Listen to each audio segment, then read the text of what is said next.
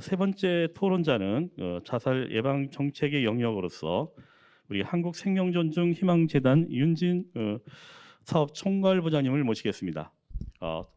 토론 주제는 도봉구 청소년 자살 예방을 위한 제언입니다. 네, 안녕하세요. 반갑습니다. 한국생명존중희망재단의 윤진입니다.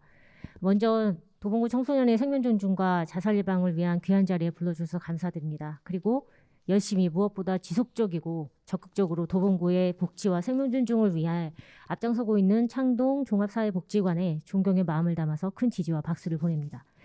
제가 허락된 짧은 시간 동안 창동 종합사회복지관에서 연구하신 내용을 토대로 지역사회 청소년 자살 예방을 위한 제언을 드리고자 합니다. 도봉구를 중심으로 피력하겠지만 지역적이기 때문에 좀 낙인 효과의 우려도 있기에 우리나라 전반적인 이슈를 근거로 말씀드리려고 합니다.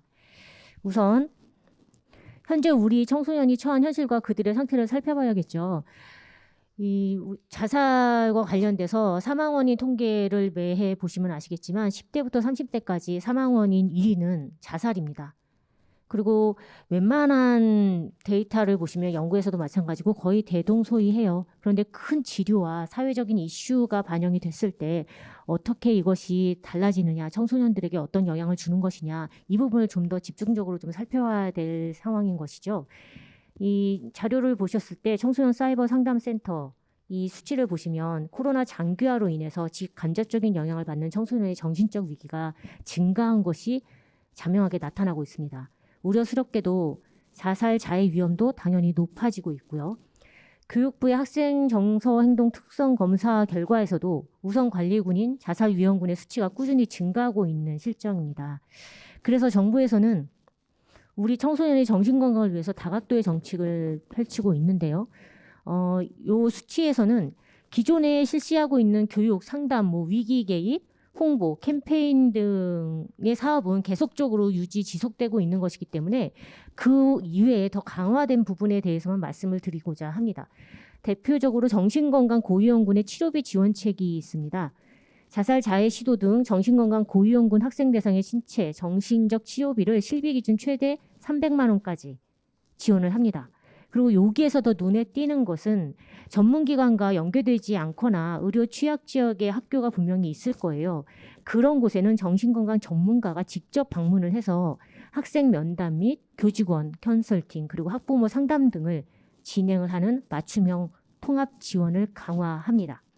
그리고 또한 24시간 비대면 상담 서비스 다 들어줄게나 상담 창구를 다 확대 지원하는 부분으로 가닥을 잡았고요. 그리고 청소년 동반자 배치를 확대할 예정입니다. 그리고 무엇보다 더욱 부각되고 있지만 시대적 흐름으로 봐서도 긴급하고 촘촘하게 안전망을 갖춰야 되는 부분이 사이버 영역이에요. 지난해에 그 학교폭력 실태조사 결과에서도 나왔지만 지난해는 학교를 대부분 가지 않았었기 때문에 실질적인 학교폭력 수치가 낮아졌습니다. 근데 그중에서 유일하게 오른 것이 사이버 폭력 실태예요. 아이들의 폭력이 사이버로 넘어가고 있고 이 사이버 영역은 더 저희가 접근하거나 혹은 또 제거하거나 또 아이들을 또 지원해 주는 게 참 어려운 부분이기도 합니다. 그래서 이 부분에 있어서 더 저희가 각별하게 섬세하게 치밀하게 준비를 하고 대비를 해야 되는 부분이기도 해요. 그래서 자살과 관련돼서도 온라인 유해 환경 차단을 더 강화하기 위해서 노력을 하고 있는 부분이 있습니다. 또 교육 지표도 마찬가지의 그 수치를 나타내고 있고요. 사이버 폭력 실태 조사 며칠 전에 좀 발표가 된 부분이 있는데요. 온라인상의 폭력이 갈수록 흉폭해지고 있는 상황이긴 합니다. 이런 학교폭력 피해자 중에 12% 정도가 자살 시도를 했다는 연구 결과가 말해주듯이 피해자들의 고통은 매우 심각하고요. 또 온라인 폭력에 시달리다가 자살한 사례가 잇따르다 보니까 며칠 전이죠. 21일 날 국회에서도 온라인 폭력 방지법 법안 마련에 착수했습니다.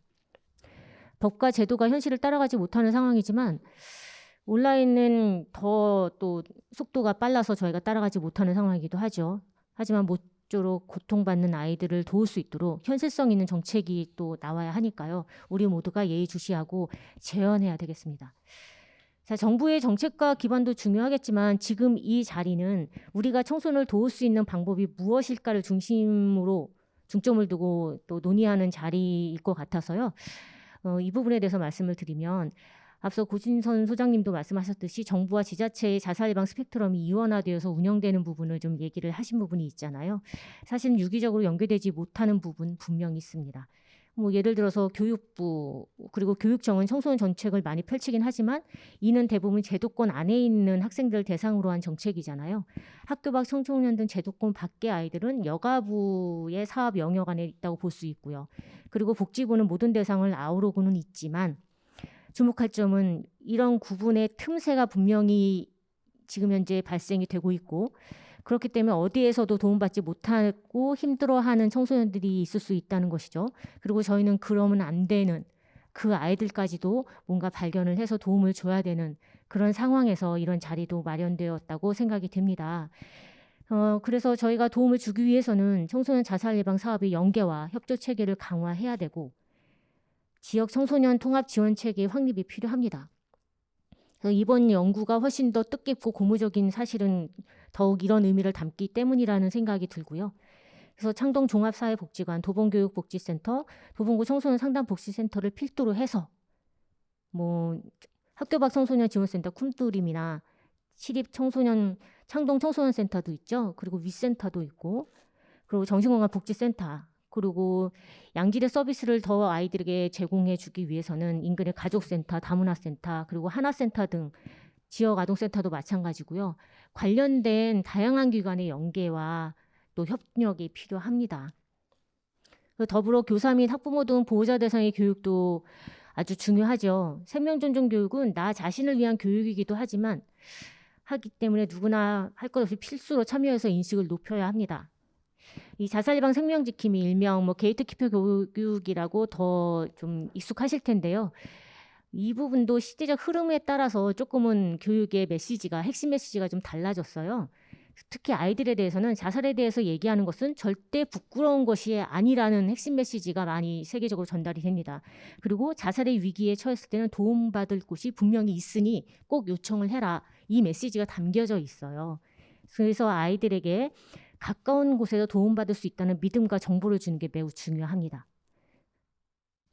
한 아이를 키우기 위해서는 온 마을이 필요하다는 얘기가 있잖아요. 이것이 바로 우리가 이루고자 하는 통합적 안전망 원스톱 서비스가 아닐까 싶습니다. 필요성을 깨달았다면 곧 실천해야 하고요. 그 시점이 바로 지금이 아닐까 합니다. 늘 앞장서 고민하고 행동하는 창동 종합사회복지관에 다시 한번 감사 인사를 드리고요. 이 순간을 공유하고 있는 모든 분들의 안녕과 건강을 바라면서 제 발언을 마치겠습니다. 감사합니다. 감사합니다. 우리 윤 지부장님 지난해에도 정말 열띤 토론을 해주셔서 실천 전문 현장에서의 가지고 계신 여러 가지 울분 또 답답함 이런 것들을 토론해 주셨었는데 오늘 또 멋진 토론해 주셔서 감사합니다. 윤 지부장님은 자살 예방 주무기관의 실천 전문가입니다. 그래서 지역사회 자살 예방 시스템으로서 우리 통합적 안전망 원스톱 서비스를 통해서 우리 각 자원이 연계하고 또 협조 체제를 강화하는 이 청소년 통합 지원센터 확립을 요구하셨습니다. 저도 참 동의하는 바입니다. 또한 사이버 폭력에 대한 대응의 필요성이 절실해지고 또 청소년 보호자 대상의 체계적 교육의 필요성도 강조하셨습니다.